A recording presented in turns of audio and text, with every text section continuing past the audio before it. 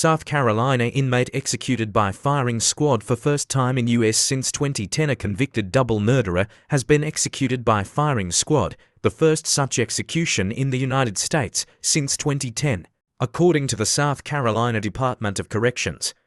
The execution of Brad Sigmund, 67, by the South Carolina Department of Corrections on Friday is only the fourth firing squad execution in the U.S. since capital punishment was reinstated in 1976, according to the Death Penalty Information Center. Sigmund chose firing squad over the two other state-approved methods of execution, lethal injection or the electric chair. He was pronounced dead by a physician at 6:08 p.m. ET, officials said at a news conference Friday. Sigmund was convicted of the 2001 bludgeoning deaths of his ex-girlfriend's parents. After their murders, Sigmund kidnapped his ex-girlfriend at gunpoint, but she managed to escape. In a final statement shared by his lawyer, Sigmund said, "I want my closing statement to be one of love and a calling to my fellow Christians to help us end the death penalty." He quoted several Bible passages that emphasize forgiveness and the law. "Nowhere does God in the New Testament give man the authority to kill another man," he said.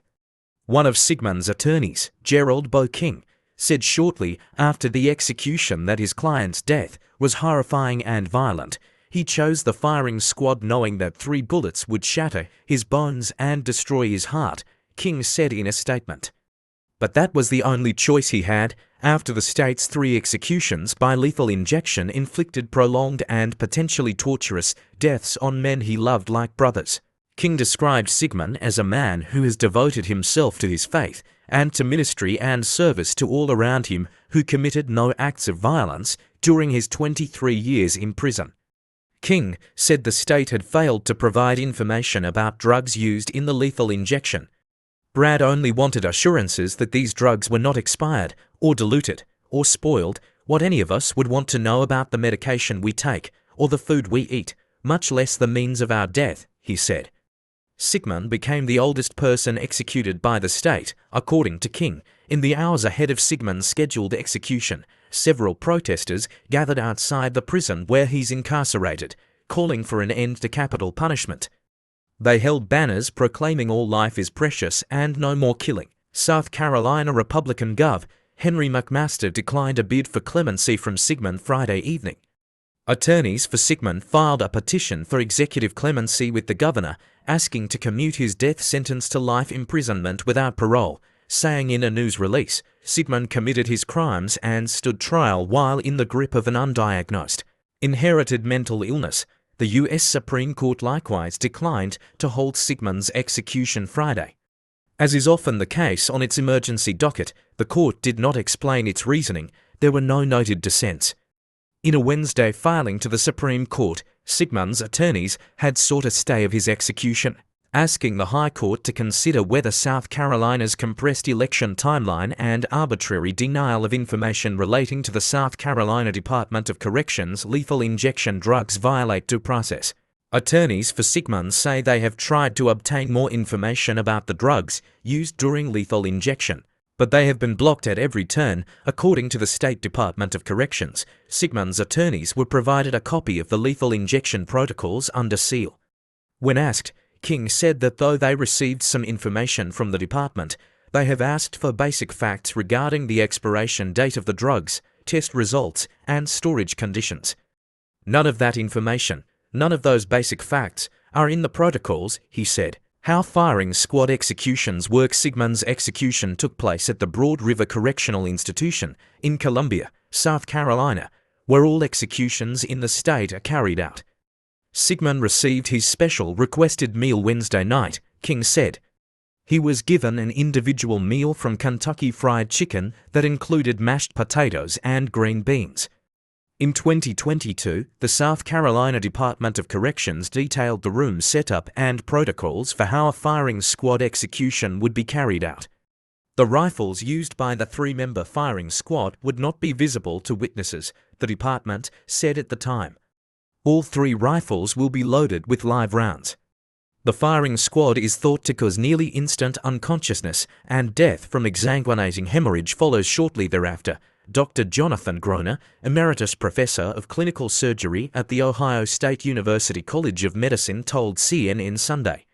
The three author executioners firing large caliber bullets at the heart would instantly stop the blood flow to the brain, which, like a cardiac arrest, causes rapid loss of brain function. Jeffrey Collins, a reporter for the Associated Press and one of the witnesses to the execution, said at a news conference that Sigmund wore a black jumpsuit and was completely strapped into a chair. King read Sigmund's final statement before a hood was placed over his head. Shots rang out at 6:05 p.m., Collins said. Witnesses involuntarily flinched when the shooting began. A small red stain appeared on Sigmund's chest, he said. A doctor performed an examination for about 90 seconds and Sigmund was declared dead at 6:08 p.m., according to Collins and the South Carolina Department of Corrections. Witnesses were unable to see the guns, according to Anna Dobbins, a reporter for WYFF who also acted as a witness for the execution. The three shots rang out at the same time, she said.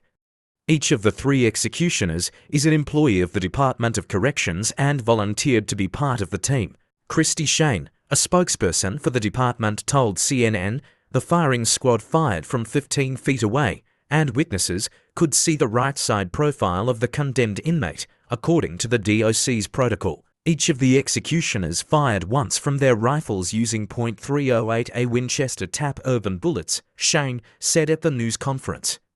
The bullet provides rapid expansion and fragmentation, Shane said previously. History of execution by firing squad. Over 1,600 executions have taken place in the United States since the 1970s, and the vast majority have been carried out by lethal injection, according to the Death Penalty Information Center (DPI), a non-profit resource for data on the practice of executions. More than 160 inmates have died by electrocution and 15 by gas, according to the group's data. Only 3 other inmates have been executed by firing squad since 1977, all of them in Utah. The last firing squad execution was Ronnie Gardner, who chose the method in June of 2010. Utah uses a 5-member firing squad, according to the State Department of Corrections. Armed with .30 caliber rifles loaded with 2-round, the 5 shooters, who are not dock employees, stand 20 to 25 feet away from the inmate. One of the rifles is loaded with blank rounds, the department added. Idaho, Mississippi, Oklahoma, South Carolina, and Utah allow execution by firing squad, according to DPI. In Mississippi and Oklahoma, the firing squad option is available if nitrogen hypoxia, lethal injection, and electrocution are held unconstitutional or otherwise unavailable, they state. Idaho could become the only state that allows firing squad as its primary form of execution after a bill passed the state legislature this week. The bill heads to the desk of Republican Gov. Brad Little for his signature. Currently, the state allows for a firing squad execution as a backup method if lethal injection drugs are not available. In 2021, South Carolina passed a law allowing execution by firing squad in the state, but named the electric chair the state's primary means of execution. The law allows inmates the option to instead choose firing squad or lethal injection, if available. The change was made as states around the country hit barriers finding the required drugs for lethal injection, which caused many to pause executions at the time. In South Carolina, the inmate must opt for their method of execution in writing 2 weeks before their scheduled death, according to the DPI. In Utah, if a person was sentenced to death before May 3, 2004, they could choose firing squad as an execution option. The method can also be authorized in the state if lethal injection drugs are unavailable, the group says.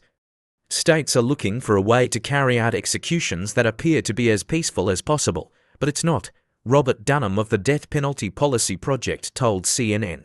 And when they can't do that, if they're desperate to carry out executions, they will blow a hole in a prisoner with rifles to carry them out. That takes the death penalty optically to a new level, because capital punishment has always been brutal. But when we resort to visibly brutal methods, that may have a further impact and to accelerate public opinion away from the death penalty.